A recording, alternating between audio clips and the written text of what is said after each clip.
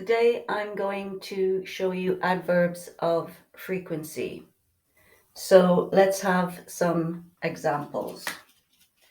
If you have never and always, the opposite. So never, if we make a cline, never will go here. And always will go here.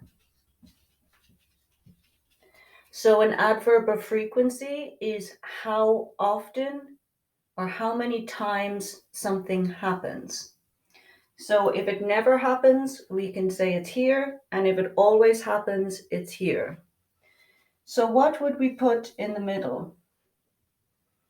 Well, I think we could have sometimes. It sometimes happens.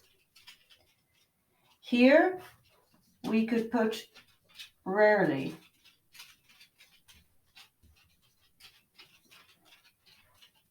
We could also put hardly ever. If something hardly ever happens or rarely happens, it's almost never. Something we could put here is after sometimes, maybe often. We could put something here like usually. You could put almost always. That would also go here with usually.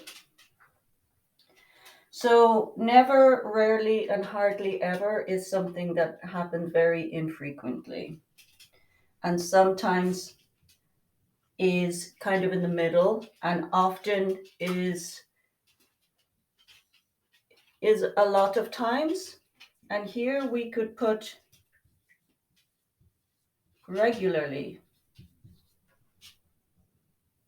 Another one we could put with usually and almost always is frequently.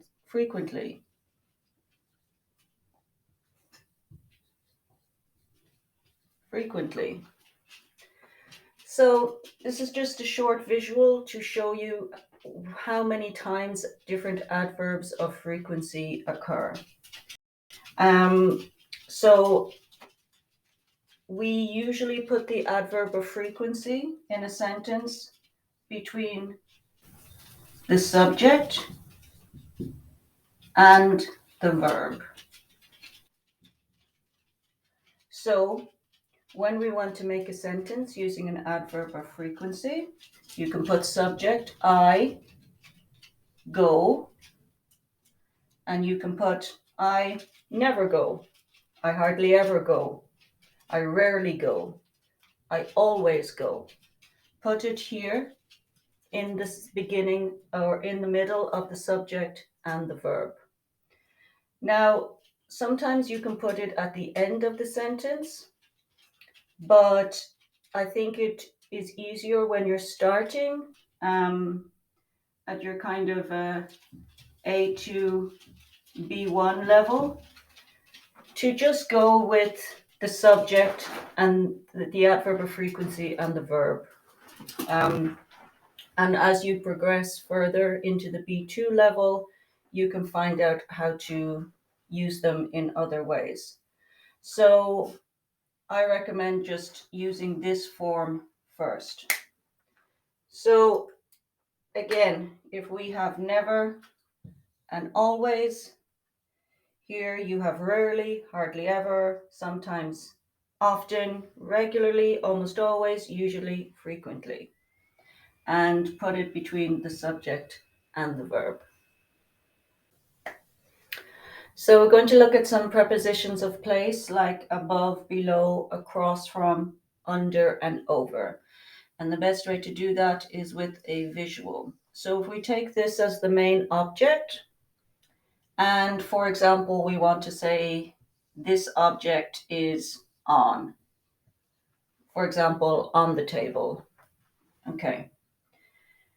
If we want to say something is here or here, this would be beside